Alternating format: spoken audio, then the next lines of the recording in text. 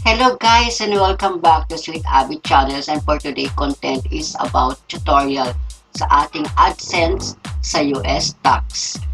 And upon checking from my email, ito po yung aking na-receive na your US tax form will be expired in the end of 2024. So be aware lang po tayo about this. Especially kung matagal ka nang sumasahod sa YouTube. Kailangan mo ito mag-resubmit kahit hindi ka taga-US. Yung previous US tax form mo will be expired in the end of 2024. At makikita rin to sa taas ng ating channel dashboard. At ang sabi ay action needed, your US tax form will expire at the end of 2024. Resubmit it in AdSense as soon as possible to make sure that accurate withholding taxes are applied. Ang tanong, paano ba ito gawin? At ituturo ko sa inyo kung paano in step by step tapusin mo ang tutorial na ito hanggang dulo.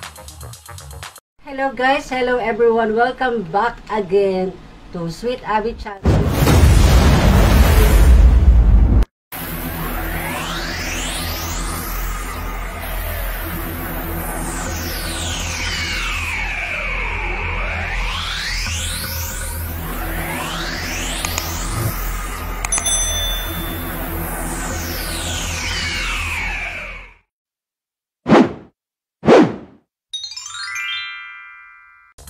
Halika na't ating umpisahan mag-sign in at buksan ang inyong Google AdSense account.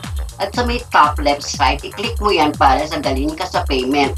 At dyan sa payment naman may pagpipilian ka dahil sa need mag-resubmit ng tax form account info mo, pipiliin mo yung payment info dahil nasa may payment info para dalhin ka sa manage settings para makita mo ang iyong United States tax form ng iyong AdSense account para ma-i-update at mag-resubmit. At dito sa step 4 ng iyong payment info, nasa may ibaba ng mismo settings mo ng iyong dapat i-click at iyon ang manage settings. I-click mo ito. Then sa page ng manage settings, andyan yung payment account at payment profile mo. At punta tayo sa step 5. At sa step 5 ng payment info, ay hanapin mo yung payment profile at andyan yung United States tax form.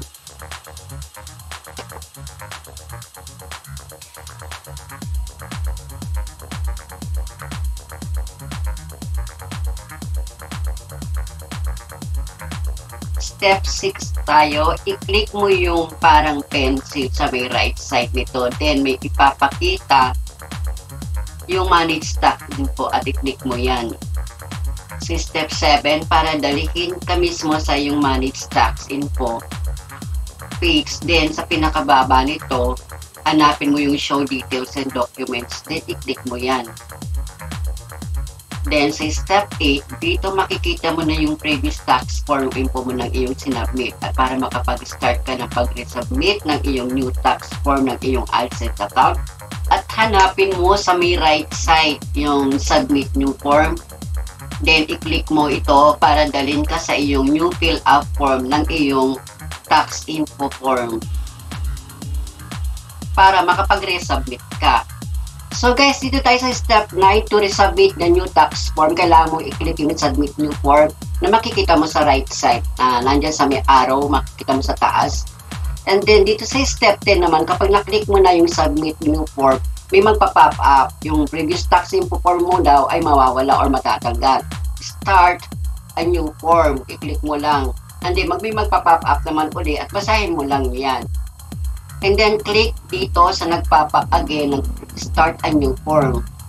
Then after that, idadaling ka sa page na to, kailangan mong i-input yung password ng iyong account.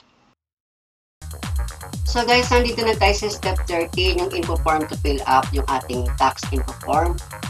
So, dito tinatanong what kind of type yung akin. Ang sabi ko naman is individual. So click ko yung individual, then click ko yung next dahil individual naman yung aking account. And then dito sa step 14, tinatanong kung tayo ay taga-US, resident ba tayo ng US. So click ko yun, no, dahil hindi naman ako taga-US. And then click next na ako. Step 15, what kind or type of tax form? Select it. So, ang pinili natin is W8 BEM. So, piliin nyo yung W8 BEM tax form type, guys. Then, click yung start new form na button. Dito naman sa step 16, tax identity, yung pangalan, i-fill upan mo. as individual or the beneficial or the owner. Tapos fill up mo yung pangalan mo, and then kung taga saan ka ba, anong country, anong region, select mo yung Philippines. If taga Pilipinas ka. Let's go guys to step 17. Dito naman yung tax identification number. Input mo lang yung TIN number mo from Philippines kung taga Pilipinas ka. Kung residensya ka ng Pilipinas, then click your next. Step 18, input mo yung permanent address or yung permanent resident address mo, the country, the address number, and everything. Kaya mo na yan. Step 19, mailing address. Kung pareho rin naman ng permanent address mo, i-click mo lang yung box, then next button kung iyon ay pareho ng address, ng mailing address mo. And then dito naman tayo sa step 20. Dito yung tax treaty. Piliin at i-click ang yes sa ating claiming for reducing withholding tax treaty. Step 21, after clicking yes, may tanong ulit about the residence of the following minimum. Just check the box, then put your country. Dito na tayo sa step 22 guys, about tax treaty. The special rates and conditions, i-check lang lahat ng box na tatlong to. Then may mga lalabas na dapat mong i-choose or i-select dito sa tatlong box. So mag-ingat lang po tayo sa pagpili. Dito sa step 23, yung box 1, i-click mo yung article paragraph at select mo yung article 13. At dun sa withholding rate, select mo yung 50% reduce, then click yung box. Sa step 24 naman, yung box 2, click mo yung article 8, paragraph 1, at select sa withholding rate, select yung 0% reduce treaty, then check the box. Kailangan naka-details yan guys ha. And then dito sa step 25, box 3, click article 13, paragraph 2A, at select sa withholding rate, select yung 50% reduced treaty, then check the box, then click next. Dito, pagkatapos ng next, makikita mo na yung details about your tax treaty na binigyan mo ng sagot kanina. Dito sa step 26, sa may activities and perform in US, click no, kasi hindi ka taga-US, if not in US. Then, after click the no, click mo yung next, and huwag mo kalimutan i-click yung certify. Then, after mo ma-click yung certify, click next na tayo. And then, dito sa step 28, dito sa tax reporting, sa may tax reporting na to, i-click mo yung go paperless as they recommended. After ma-click mo yung go paperless, mag-click ka ng next button. After clicking the next button, dito tayo sa step 29, makikita mo rito yung document preview mo na iyong pinilapan sa may left side. Kung gusto mo yung makita, palakihin, pwede mo naman yung i-view.